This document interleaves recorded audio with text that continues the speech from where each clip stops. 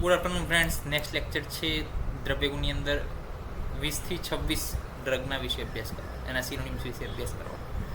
તો બિલ્વ છે એને શું કહેવામાં આવે છે? શ્રીફળ કહેવામાં આવે છે. એટલે કે શ્રી એટલે કે સારું છે, દેખાવમાં સારું છે ફળ. કંટકી છે, કાંટાળા વૃક્ષ ઉપર છે. કંદ ગર્ભ છે એટલે કે રેસિનસ ઓર્ડરમાં પલ્પ હોય, એટલે કે પલ્પમાં કેવું હોય? રેસિનસ ઓર્ડર હોય. સાંડિલ્ય છે એટલે કે તે રોગમાંથી બહાર કાઢે છે, સાંડિલ્ય છે પ્રકારનું બિલ્વ. સૈલુસ તો કે આ ઝાડ હિલી એરિયામાં ઉગે એટલે સૈલુસ કહેવાય. માલુર પણ એનું સિનોનિમ છે, માલુર. ઓકે, તો શ્રીફળ, કંટકી, કંદગર્ભ, સાંડિલ્ય, સૈલુસ અને માલુર.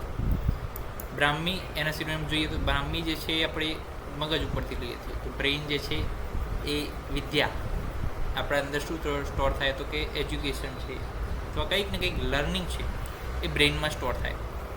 તો લર્નિંગમાં જે દેવી મદદ કરે એ શું છે? સરસ્વતી દેવી છે, નોલેજ એકનોલેજ કરવા માટે. તો સરસ્વતી તોયવલ્લી એટલે કે પાણીની આસપાસ જોવા મળે. સોમવલ્લી એટલે કે અમૃતના ગુણ જેની અંદર છે. વયસ્થા એટલે કે રીજનરેટિવ છે. મત્સ્યાક્ષી તેના ફ્લાવર મત્સ્યની આંખ સમાન છે. તિક્ત લોણિકા તે લોણિકનો જ બીટર ટાઈપ છે. તો શું થઈ ગયું? સરસ્વતી, તોયવલ્લી, સોમવલ્લી, વયસ્થા, મત્સ્યાક્ષી અને તિક્ત લોણિકા. પછી ચંદન દ્વય જે ચંદન છે, રક્તચંદન અને શ્વેત ચંદન, એના સિનોનિમ શું? તેની અંદર શું આવે? કંદ આવે પ્રોપર. પછી ચંદ્ર ધ્રુતિ તો કે તેના લાકડા ઠંડા હોય. ચંદ્ર એટલે કે ઠંડક છે, અને ધ્રુતિ એટલે કે સરસ છે દેખાવ. મલય છે એટલે કે હિમાલયમાં, હિમાલય એમ હિમાલય છે. એ તૈલપર્ણિક, પર્ણો જે છે તેલવાળા હોય, થોડા તેલ ધરાવે, પર્ણો ઓઇલ ધરાવે કન્ટેન્ટ. પર્ણો જે છે, લીવ્સ જે છે. ભદ્રશ્રી એટલે કે લાકડું શું છે? સુંદર દેખાય. અને જે ચંદનનું લાકડું એ તો બહુ મોંઘું હોય. અને શ્રીખંડ એટલે કે લાકડું ખૂબ જ કલ્યાણકારી છે અને કલ્યાણકારી વિધિની અંદર એનો ઉપયોગ થાય છે. શ્રી એટલે કે કલ્યાણકારી વિધિની અંદર એનો ઉપયોગ થાય છે. પછી વાત કરવી છે દુર્વા વિશે. તો દુર્વા શું છે? સતવલ્લી, 100 કરતાં વધારે એના જે છે વલ્લી એટલે કે હોય છે. સહસ્ત્ર વિદ્યા, ઘણા બધા એક્ટિવ એની અંદર કોન્સ્ટિટ્યુએટ હોય છે.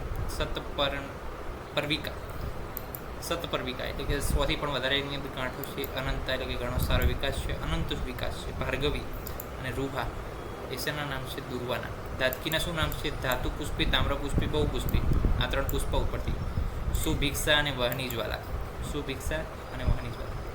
ચિત્રકના શું સિનોનિમ છે? પાઠી, ઉષ્ણ, દારૂણ, જરણ, વ્યાલ. પાઠી, ઉષ્ણ, દારૂણ, જરણ, વ્યાલ. પાઠી, ઉષ્ણ, દારૂણ, જરણ, વ્યાલ. અને અનલ નામ, અનલ નામ શું છે? અગ્નિના બધા જ સિનોનિમ છે ચિત્રકને અપાય, કારણ કે ચિત્રક છે દીપન પાચનમાં ઉપયોગી છે.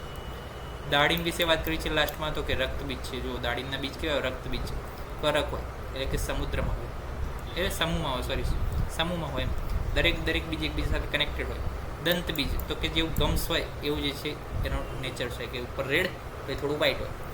દરેક ફ્રૂટને જે છે દાડમ. પછી લોહિત પુષ્પ, રેડ કલરના ફૂલ હોય. સુકેષ્ટ કે પોપટને બહુ ગળે દાડમ.